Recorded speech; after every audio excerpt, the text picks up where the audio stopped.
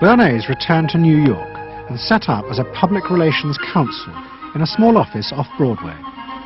It was the first time the term had ever been used. Since the end of the 19th century, America had become a mass industrial society, with millions clustered together in the cities. Burnays was determined to find a way to manage and alter the way these new crowds thought and felt. He got from Freud was indeed this idea that there is a lot more going on in human decision-making, not only among individuals, but even more importantly among groups, than this idea that information drives behavior. And so Eddie began to formulate this idea that you had to look at things that would play to people's irrational emotions. And you see, that moved Eddie immediately into a different category from other people in his field and most government officials and managers of the day who thought if you just hit people with all this factual information, they would look at that and say, oh, of course. And Eddie knew that was not the way the world worked. Burnays set out to experiment with the minds of the popular classes. His most dramatic experiment was to persuade women to smoke. At that time, there was a taboo against women smoking, and one of his early clients, George Hill, the president of the American Tobacco Corporation, asked Burnays to find a way of breaking it. A. Brill was one of the first psychoanalysts in America, and for a large fee, he told Burnays that cigarettes were a symbol of the penis and of male sexual power. He told Burnays that if he could find a way to connect cigarettes with the idea of challenging male power, then women would smoke, because then they would have their own penises. Every year, New York held an Easter Day parade to which thousands came, and Burnays decided to stage an event there. He persuaded a group of rich debutantes to hide cigarettes under their clothes. Then they should join the parade, and at a given signal from him, they were to light up the cigarettes dramatically. Burnays then informed the press that he had heard that a group of suffragettes were preparing to protest by lighting up what they called torches of freedom. He knew this would be an outcry, and he knew that all of the photographers would be there to capture this moment. And so he was ready with a phrase which was torches of freedom.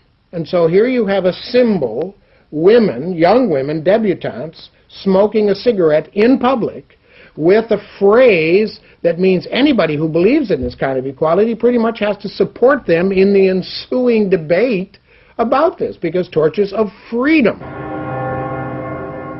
I mean, what's on all American coins? It's liberty. She's holding up the torch.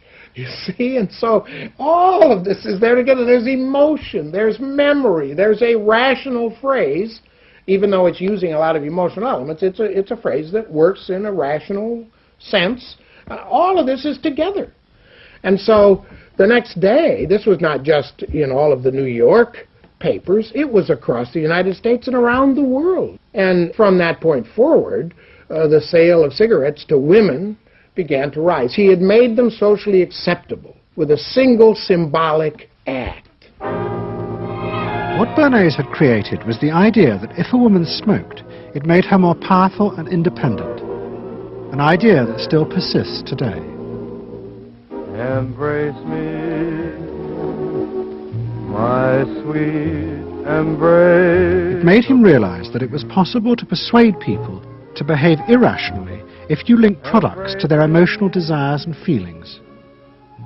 The idea that smoking actually made women freer was completely irrational, but it made them feel more independent. It meant that irrelevant objects could become powerful emotional symbols of how you wanted to be seen by others.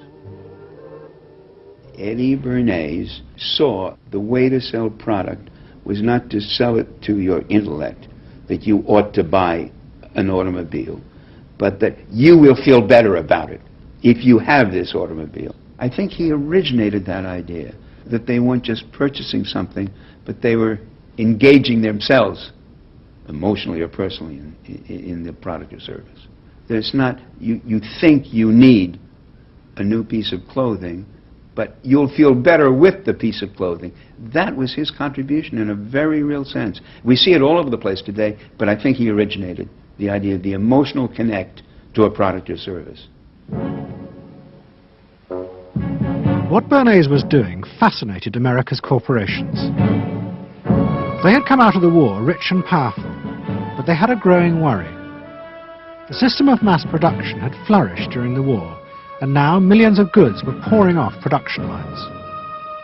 What they were frightened of was the danger of overproduction, that there would come a point when people had enough goods and would simply stop buying. Up until that point, the majority of products were still sold to the masses on the basis of need. While the rich had long been used to luxury goods, for the millions of working-class Americans, most products were still advertised as necessities. Goods like shoes, stockings, even cars were promoted in functional terms for their durability. The aim of the advertisements was simply to show people the product's practical virtues, nothing more.